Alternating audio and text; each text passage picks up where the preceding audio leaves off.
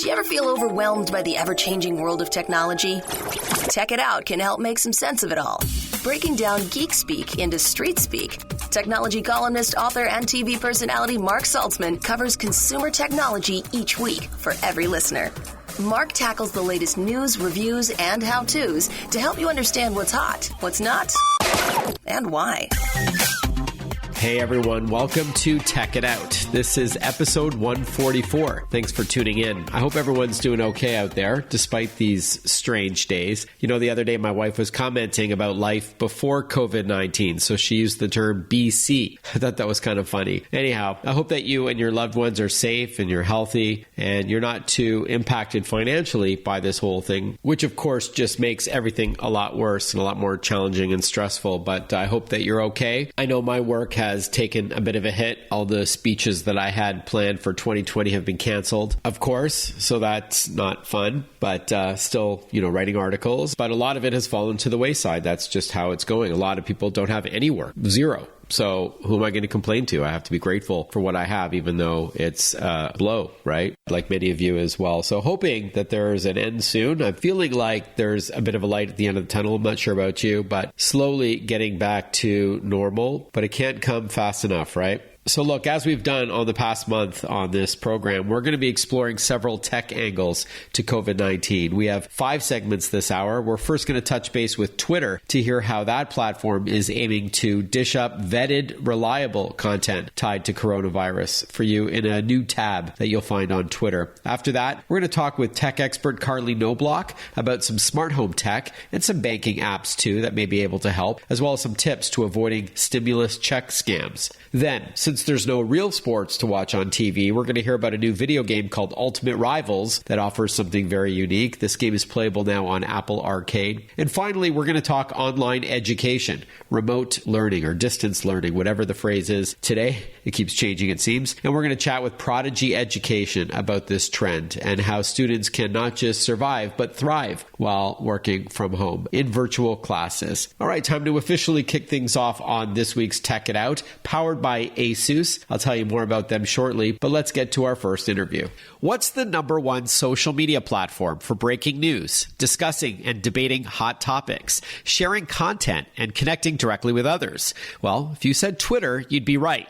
And if you thought Twitter was popular before the COVID-19 pandemic, you bet it has become even more relevant since the start of this global crisis. Here to tell us what Twitter is up to lately, we're joined by Paul Burns, country manager for Twitter. Welcome to the show, Paul. Good to talk to you. Hey, Mark. How are you? I'm okay, hanging in there like the rest of us. How about yourself? Yeah, same. Every day feels a little different, but also the same.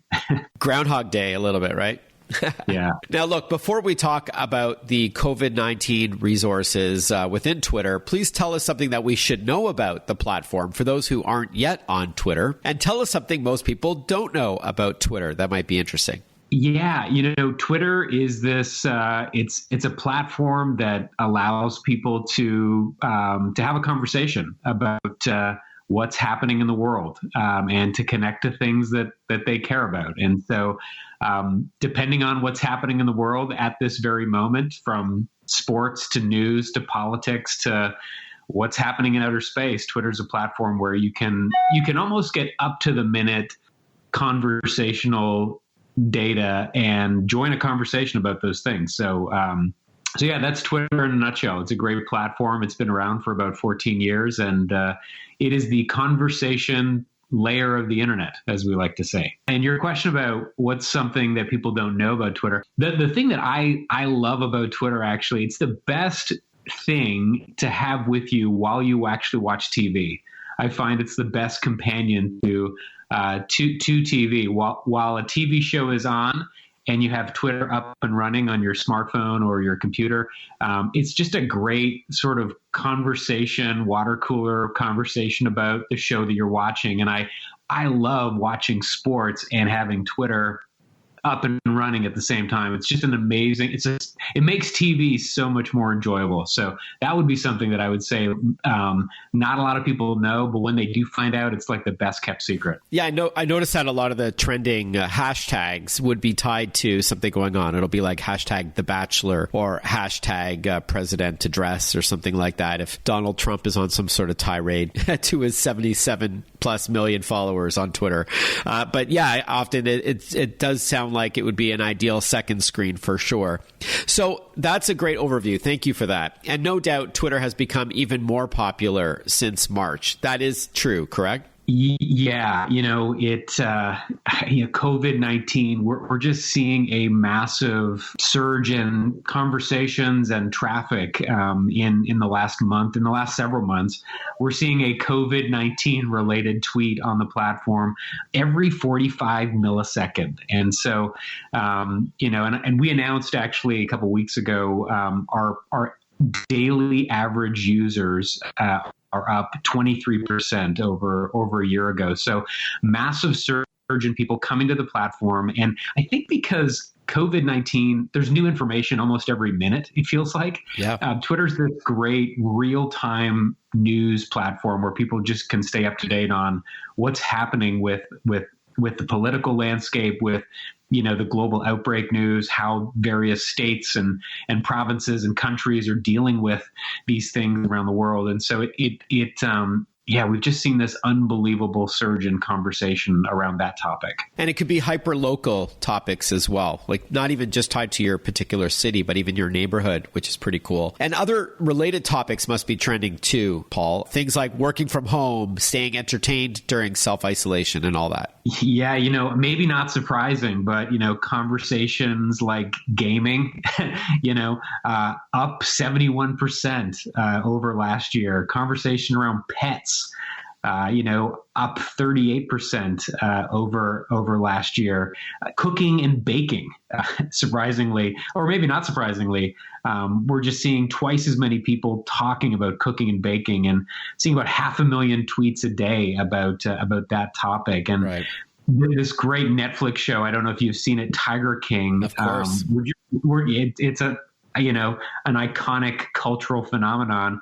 Since its premiere a few weeks ago, we've seen over 1.2 million tweets about that. And so, working from home, but all of these sort of domestic lifestyle rituals that are now emerging because of that are just like blowing through the roof. Yeah, and no doubt anything tied to Zoom calls, Zoom bombing, Zoom backgrounds, because the video chatting platform is also incredibly popular as we're all cooped up at home as well. We're joined by Paul Burns, country manager for Twitter, to chat about Twitter and COVID-19. And with that in mind, now let's talk COVID-19 resources on Twitter. What's new there? Yeah, lots of different resources that, I think include a number of things. Most importantly, helping people find reliable information. That's been one of the most important things for us. And so we created an event page. When you open Twitter, at the top of everyone's timeline, there's this link that just says COVID-19, and you click on it, and it's got the latest coronavirus information, latest tweets from medical government authorities, and all of the latest conversations that are emerging around the topic. That's a big one. We're trying to protect people, and so a lot of what we're trying to do is make sure that our people are they know what's legitimate and know what's not, and so we're actually going about verifying medical workers in the country, around the world. We're trying to make sure that the people who have authorities in the topic of public health and public safety are actually, being recognized as verifiable sources of information. So these are a few of the steps we're taking to make people aware of what's happening around COVID-19 in the world. So just to be clear, Twitter has people who are vetting the news sources. Twitter isn't just going to have it on its event page or its news tied to COVID-19 until it's been like a fact or something has been verified.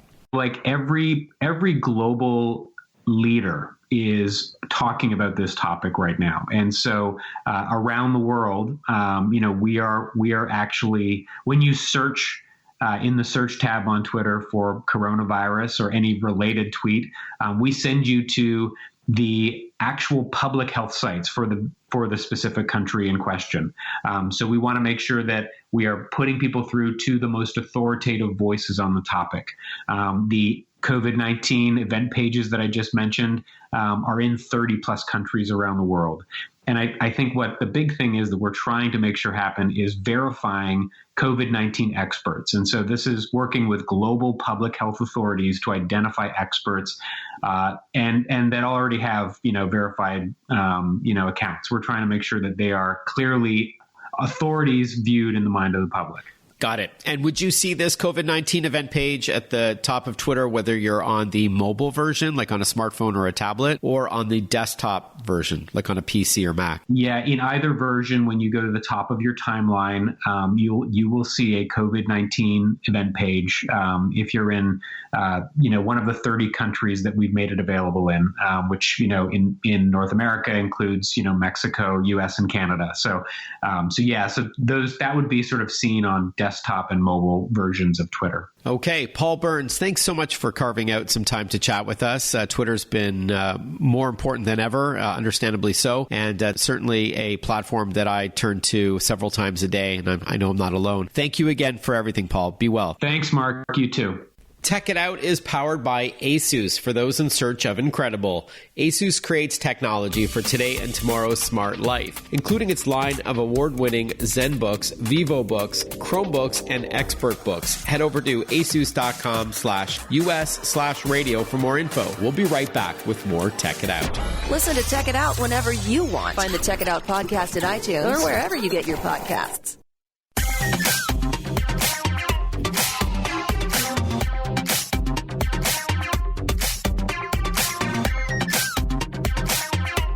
Welcome back to Tech It Out. Of course, we're spending a lot more time at home because of social distancing and self-isolation, but it might be the perfect time to see how tech can help you.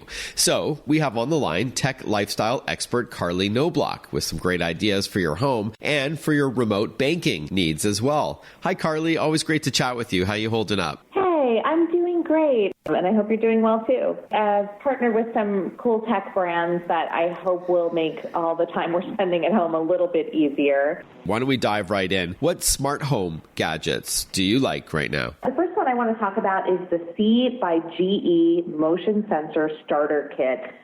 Super helpful when it comes to energy savings and also convenience. Basically, it will trigger your smart light bulbs to turn on when you enter a room. So you can imagine if you put one at your front door, you never come home to a dark house because it turned your lights on for you. Also, it can be programmed to dim your lights in the evening or turn them off completely at bedtime, which means you don't have to run around hitting every switch before you go to bed. My kids are famous for leaving lights on all over the house in every room.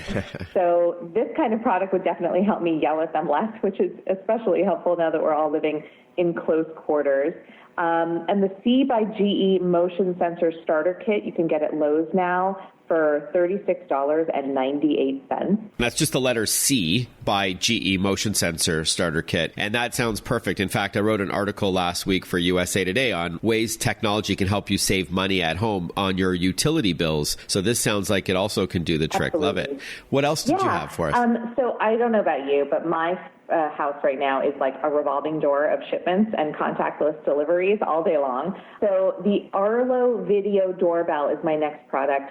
Also a super helpful tool for exactly the kind of life we are all living right now. I get a notification when my package is detected on my front porch through the Arlo app. And then I can also use the app to do two-way audio and communicate with the delivery person about where I want them to leave things and without having to go and greet him at the door. So that makes us both safer, which is great. Plus it has HD footage, really clear, and a huge field of view. So I can see visitors from head to toe and also see packages on the ground. So the whole thing just really allows you to keep a better eye on your front porch and really answer the door from anywhere that you are. Awesome. I have an Arlo outdoor camera that I really like. It uses cellular connectivity instead of Wi-Fi, and this sounds great for your doorstep. So it's called the Arlo Video Doorbell. How much does it cost? You can check it out at arlo.com, and it is $149.99.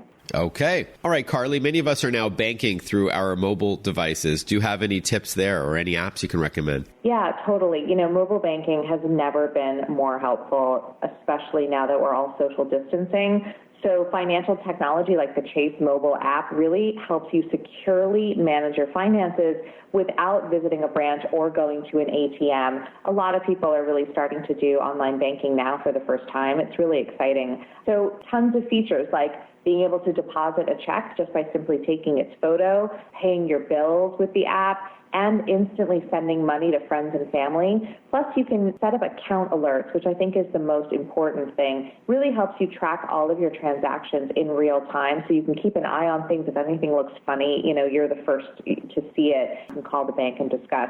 Plus, you can also use the app to check your credit score for free using a feature that they have called Credit Journey. All right, that's the Chase mobile app. That's at chase.com/mobile. And speaking of looking at your account and seeing if anything looks suspicious, do you have any advice for avoiding those stimulus check scams that we've been hearing about? Yeah, totally. It's such a great question because scams are definitely on the rise. It's unfortunate but true.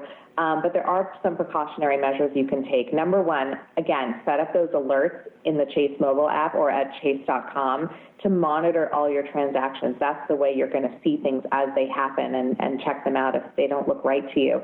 You also want to make sure you keep your contact information up to date with your bank so that they can reach out to you if they suspect any fraud, and that'll help you avoid any unnecessary lockout from your account.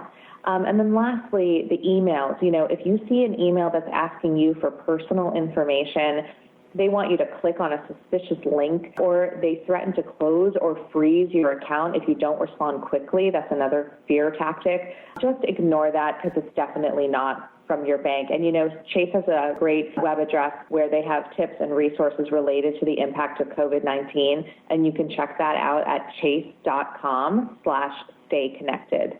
Stay connected. All right. Tech lifestyle expert Carley Knobloch. It's always great chatting with you. Is there a website you'd recommend to get more tips and see even videos of these products in action? Yeah, absolutely. So you can go to killerapps.com to see and learn more about all of these products that I shared with you today. Killerapps.com. Love it. Carley, great chatting with you. Be well. Stay healthy. Oh, you too, Mark. Great to talk to you. This show, Tech It Out, is powered by ASUS. I mentioned earlier they make ZenBooks and VivoBooks, expert books for business, and Chromebooks for students and budget-conscious shoppers. But they also make desktops, monitors, smartphones, tablets, smartwatches, and much more, including a line of gaming gear called ROG, or Republic of Gamers. This is an awesome company. For those in search of incredible, visit asus.com/US/radio to check out their goods. That's asus.com/US/radio. When we return on Tech It Out, we're going to learn about a new video game on Apple Arcade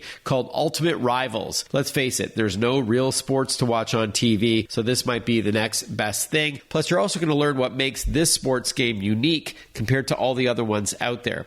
Also on today's Tech It Out, we're going to talk about education going online, virtual, with kids at home. And we're going to talk with Prodigy Education about their platform and tips and tricks for students to remain productive while at home. Not easy, of course, a huge shift. So stay with us. A lot more Tech It Out coming up. This is the Radio America Network. We'll be right back. Want to follow Mark? Google him. Mark with a C and Saltzman with a Z.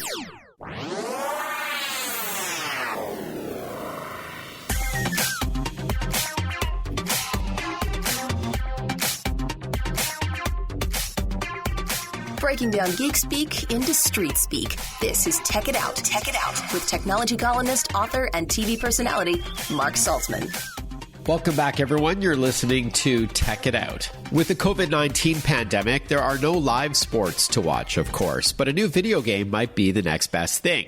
We're now going to chat with a video game developer called BitFry that has become the first ever to create a new officially licensed sports gaming franchise that features star athletes from several different major sports leagues. To chat with us about Ultimate Rivals, The Rink, now available for Apple Arcade, we're joined by Todd Zeal, co-founder and chief Chief Business Development Officer at BitFry Game Studios. Welcome to the show, Todd. Thanks for your time. Mark, thank you. Thanks for having me on. Before we talk about the game, Ultimate Rivals, tell us a bit about BitFry. Well, BitFry is a game studio that is headquartered in Portsmouth, New Hampshire, and the founder and CEO, Ben Friedland, was a New Yorker, was a Wall Street guy, and moved up to New Hampshire a handful of years ago, and was a longtime avid gamer and loves sports. And so he decided that he would start BitFry Game Studios, and his first endeavor was to bring back sports video games that he had played as a kid growing up that he thought had seen a little bit of a disappearing act from the marketplace, and wanted to bring back some of that arcade action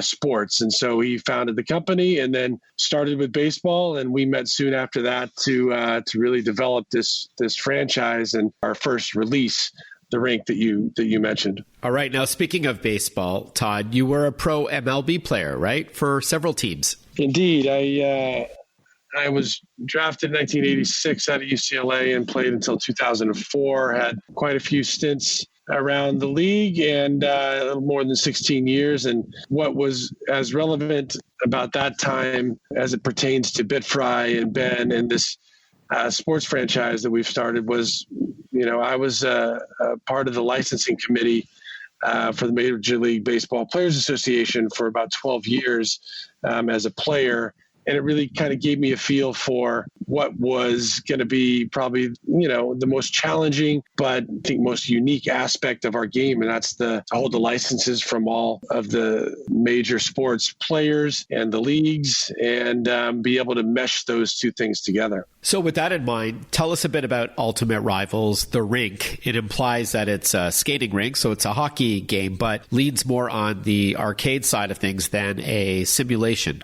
Exactly. And Ben's vision, as I mentioned at the beginning, was that he thought the sports video game market had been sort of consolidated into these ultra simulated, highly technical games like MLB The Show and Madden and 2K and BA, and that there was a place in that market for the arcade action games of the past, like NBA Jam and Blades of Steel and NHL 94, Blitzballers, all the other games that were part of the 90s sports gaming movement. And so he really wanted to have hockey be the first game out because of the mechanics of hockey. Anybody can pick it up and play. It's very easy to modify the rule set a little bit. You know that you're on the ice and you got to shoot a goal, but the thing that made this so unique was that we were allowed to take athletes from all the other sports and bring them into the hockey rink and utilize their prowess as an athlete in their native sports to kind of make them superheroes when they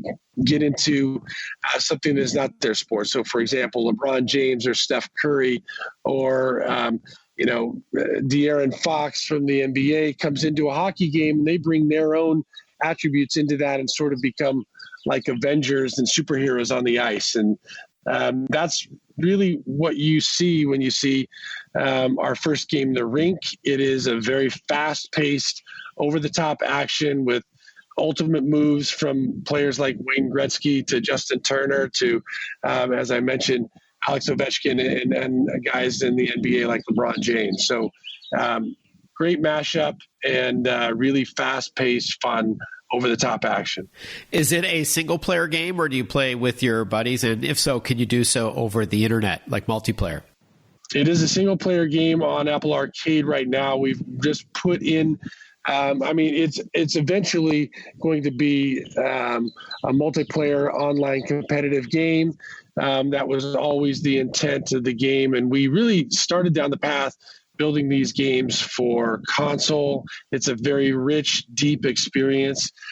Easy to pick up and play, but it's got a lot of depth to it. And so when we launched first on arcade, it was a single player game.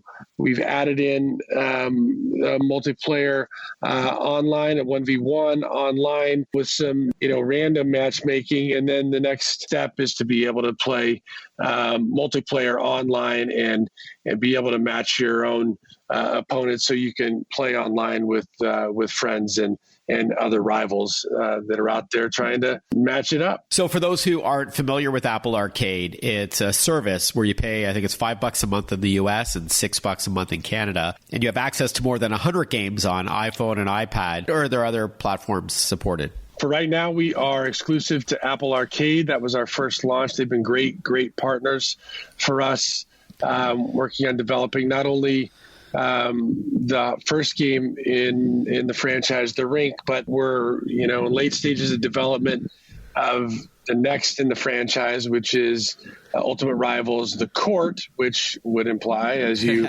already imagined, that we're going on to the basketball court. So taking that same concept, fast-paced, over-the-top action, and being able to bring in players from all the sports leagues, including U.S. women's soccer players and WNBA players into this, and then we're even going to expand that universe. So the court's going to be out later this summer on Apple Arcade, and like I said, eventually you'll see us on console as well. But right now, we found a great home on Arcade. Yeah.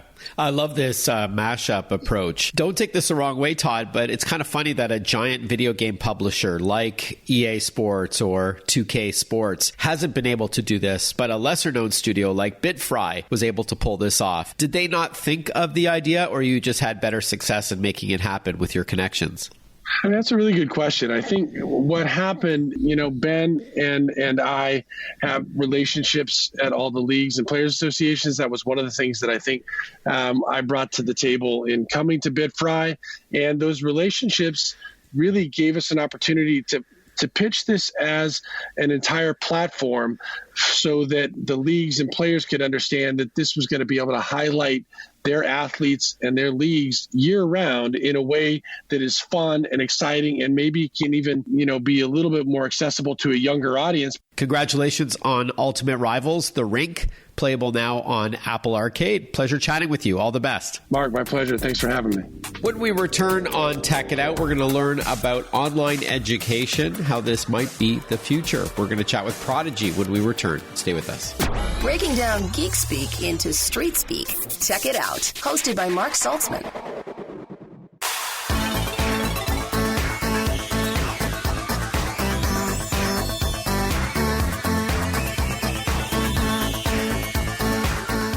Life, for most of us, has turned upside down since the COVID-19 pandemic spread globally in early March, changing the way we work, socialize, shop, and yes, learn. Schools are still shut down to stop the spread of the virus, and so we've shifted to e-learning, online education, with students using computers and other devices at home to remain connected to their teachers and their classmates. So we're now going to learn about Prodigy Education. It's a free math platform used by more than 50 million students globally. Joining us on the line to chat is Dr. Joshua Pryor, Partnerships Education Lead at Prodigy Education. Thank you for your time, Dr. Pryor. Mark, thank you so much for having me on with you. Before we talk about Prodigy Education, please talk to us a bit about this global shift to distance learning or remote education, whatever the current phrase is. Absolutely. As both terms can be used. As you and your listeners already know, COVID-19 has caused a major disruption for students and parents and educators globally.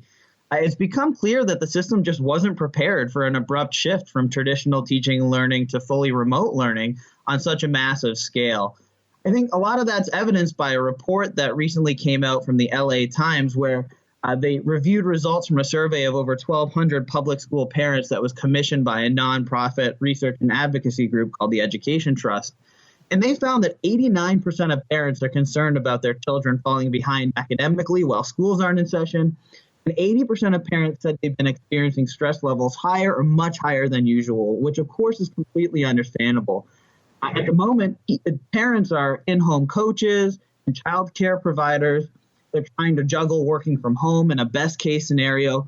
And they shouldn't have to worry about high-quality resources and especially not the cost of them. When we think about the role this has played on teachers, we know that they play a critical role in student motivation. Many of them already lean on digital resources like digital game-based learning to help augment their impact. And they know that digital game-based learning works. And even better, the kids love it. So on a broad scale, we anticipate that the adoption of technology is going to continue to accelerate technology is going to be used even more effectively than it already is. We're going to see digital game-based learning become even more deeply embraced than it is. And we're going to see all stakeholders becoming more familiar and comfortable with the role that technology is now playing in their children's learning. And so we want parents to know that resources like Prodigy can help alleviate that stress surrounding their children falling behind in math and provide support in a way that students really want to participate. When you say game-based learning, Dr. Pryor, do you mean like having rewards and goals and this sort of interactivity that kids are used to with video games, but with an educational slant? Yes, that's absolutely correct. Students are in and playing a game, and while they're in that game, they're experiencing the same kinds of things they would experience in a traditional video game, but the difference is that learning is woven into it. So instead of that traditional game-based platform, they're going to be able to learn as they're playing. Right. I remember giving my kids a Math Blaster CD-ROM when they were younger, where they're flying through space and they had to quickly perform some math functions, in order to keep that adventure going on. So it fuses education with entertainment. And as you said, it's very engaging for the kids. And it doesn't continue on unless they click or tap the right answer, unlike a movie or something that's passive. Right, exactly. It's meant to be real time and engaging with that feedback that they need to learn while they play. So what is Prodigy Education all about? We've already talked about it being a math-based program or platform. Can you elaborate? Sure. So at Prodigy, we're focused on helping to ensure that all students love learning, and we do that in a few ways. So first, we provide a digital game-based math learning resource for students in 1st through 8th grade, which we call Prodigy Game. And through that, we have, like you said, over 50 million student users, over 2 million teacher users, countless administrators and parents who rely on us. Secondly, we've rolled out an online tutoring offering that we began before COVID-19 really came into view for everybody. And because of that, we've seen growth in that beyond our imagination, because parents are really looking for ways to enhance their children's math learning outside of the classroom. So because we put so much care into creating the most engaging math platform in the world, we've seen an unparalleled level of organic sharing by teachers and parents.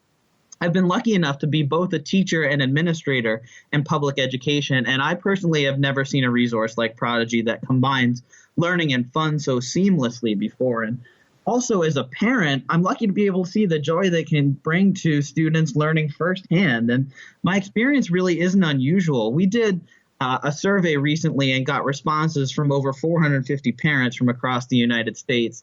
91% of the parents who responded reported that their children enjoy using Prodigy. 85% said that it was appropriate for their children's academic needs, which was wonderful to hear.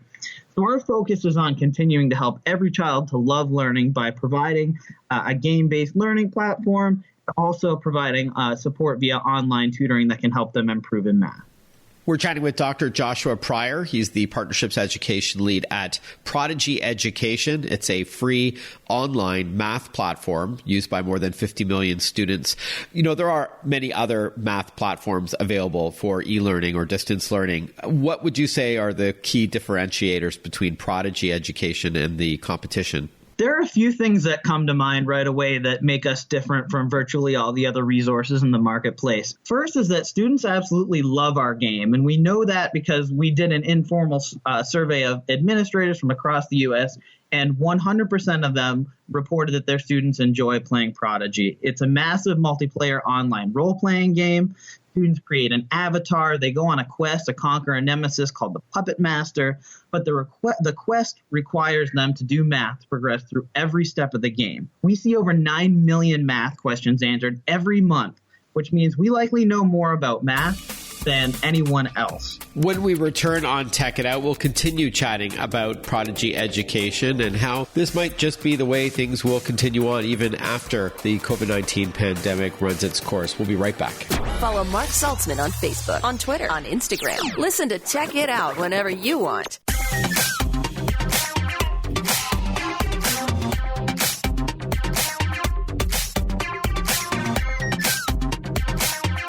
We're going to continue chatting with Dr. Joshua Pryor, Partnerships Education Lead at Prodigy Education, in a moment about the key differences between Prodigy as a platform compared to other online math courses. So we're going to get to that in a moment. But first, a thank you to ASUS, the title sponsor on this program, the company that creates technology for today and tomorrow's smart life, including its line of award-winning laptops, desktops, monitors, smartphones, tablets, smartwatches, and more. For those in search of incredible, visit asus.com/US/radio for more info. That's asus.com/US/radio. Okay, before the break, Dr. Pryor, you were talking to us about the advantages of Prodigy Education compared to other math platforms for online learning. Please continue your thought. Thank you so much, Mark. No matter what role you play as a Prodigy stakeholder, whether it's as a student, parent, teacher, or administrator, our platform is completely no cost. We sustain ourselves on optional memberships that parents can purchase for their children that provides additional game features. But no matter who you are, no matter where you are, the world-class education content that students see is always the same quality, whether they're free or paid users. Third, we spend a great deal of time investing in internal and external research with one of the best institutions of higher education in the world to get an unbiased test of the effectiveness of Prodigy. And we've seen really positive correlation results showing that Prodigy use has a positive impact on both student achievement and attitudes. And we published that on our website for anyone to review. All right, we'll get to that website a little bit later. How are kids tested over this platform? I mean, I think that's a lot of parents are questioning how they can prove that they've actually learned something. Of course, testing weighs heavy on the minds of everybody. And as a student, it's really incredible because your experience on Prodigy is incredibly personalized. You don't even really know why. And that's part of the magic of the algorithm that runs in the background. Students know that they want to win math battles, they want to build towers and explore worlds within the game. But in the background, we're generating real-time achievement information for teachers, parents, and administrators to leverage to support their students. So as students begin their Prodigy journey, they're introduced to a storyline, but there's a stealth diagnostic assessment that's woven right into it, meaning that our algorithm will test them on their skills across various math domains like geometry and number and operations in base 10 as they're playing, and it's built right into the game. From there, our algorithm can identify where students are strong and where they're struggling, and it'll then deliver standards-aligned math content delivered at the appropriate level of difficulty so that they don't find themselves frustrated because the work is far beyond their level of understanding and causing them to become frustrated. They know that they're playing, they're having fun, and they're learning, but it's at the appropriate level. And we have an entire algorithm team that works really hard to make sure that they get the best experience possible. So aside from that, of course, we've had an independent analysis of our platform that was completed by a top 20 graduate school of education in the United States.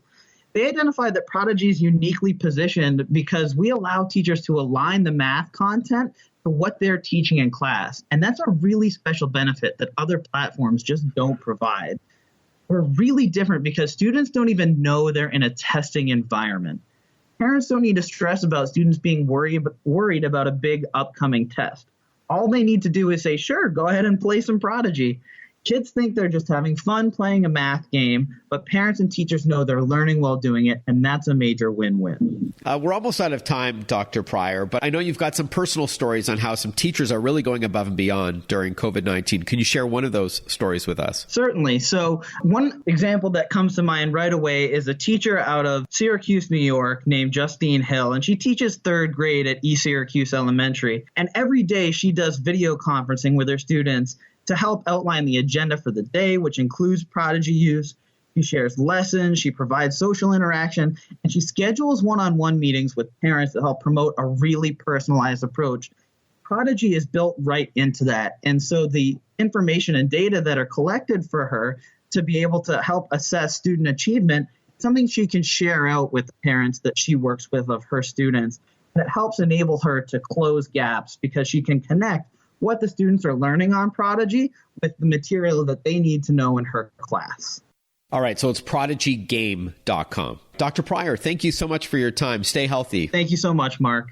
And thank you for tuning into this week's Tech It Out. I hope you enjoyed the program. We first spoke with Twitter about a new portal within Twitter devoted to COVID-19 news that's been vetted. Then we spoke with Carley Knobloch, a lifestyle technology expert, about some recommended smart home tech as well as banking apps. After that, it was Ultimate Rivals, a new video game on Apple Arcade devoted to the sports that we can't watch on TV right now. And then after that, Prodigy Education. We learned about online learning and what's new there. Thank you so much for tuning into Tech It Out, everyone, powered by ASUS. For those in search of incredible, ASUS.com has more. Have a great rest of your week, everyone. Stay healthy, stay well, and I look forward to chatting with you next weekend on Tech It Out. Bye-bye for now.